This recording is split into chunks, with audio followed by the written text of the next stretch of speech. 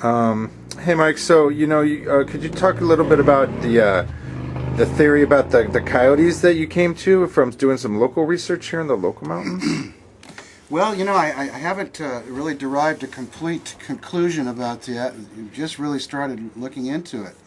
But let's put it this way: we heard sounds. Myself, Ralph, Jack, and Bill Thompson. We were up on the top of the quarry, and we recorded. It's not a very long recording. It only lasts a couple of minutes, but we were there from midnight till 5:30 in the morning, and the actual activity that we recorded happened around 4 a.m. But during the course of the night, we were hearing these siren-like screams way off in the distance, all up and down the valley here. And that was one of the things that we first noted was, my God, there's apparent screams going on a regular basis all through the night. And then around 4 o'clock, the screams started getting closer. And so we kind of, we got geared up for it and thought, well, we're finally going to get an idea of what we've been hearing. And so sure enough, these sounds started getting closer, and we close enough to recognize them as being coyotes. And so we thought, well, we've got a pack of coyotes heading our way, and apparently they've been moving through the valley. But the problem is that when the coyotes got really close to us, and at one point they literally surrounded us, and they were intercommunicating. You can hear them. One coyote pack over here, another one over here, and another one here, and there was communication apparently taking place. But we could also at the same time hear at least two more levels of calls. One, at a certain distance away from us, and then another even further away. And there seemed to be mimicry involved in the calling too, where some of the calls were identical to the closer calls, but it was like they were calling them back with an actual mimic of the call. And these definitely weren't echoes. These were actual calls emanating from another source.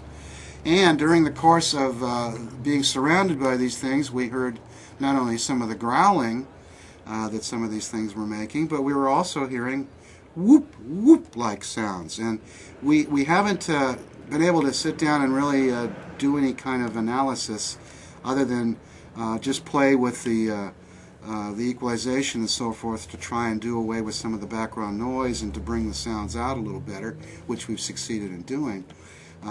But we can't tell for sure if what we're hearing are just the coyotes or if there's something associated with them. Now, the impression that I got when I heard these sounds, and of course this was at 5:30 in the morning after staying up all night. I listened to this thing about a dozen times, and it definitely brought a picture to mind of what to me sounded almost like potentially a Sasquatch perhaps working in association with the coyotes. And you would ask, well, what in the world would they do together? How could they work together? And I would suggest that they might have been herding deer.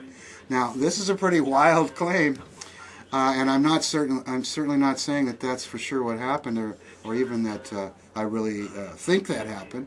I'm just mentioning it as one idea that crossed my mind when I was interpreting the calls that I heard. So I went online then to see if there was any other chatter, so to speak, about coyotes and Bigfoot somehow being interconnected. And I found out that there was.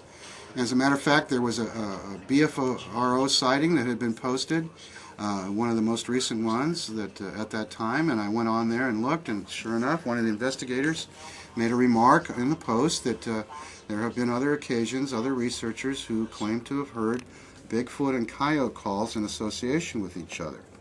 So the question then becomes, are we really hearing a Bigfoot and coyotes communicating with each other, or are the calls, many of the calls that we've interpreted as Bigfoot calls, are these actually coyote calls, and they're just different from the average coyote calls, and therefore they have sort of become associated with something separate from coyotes, even though they aren't.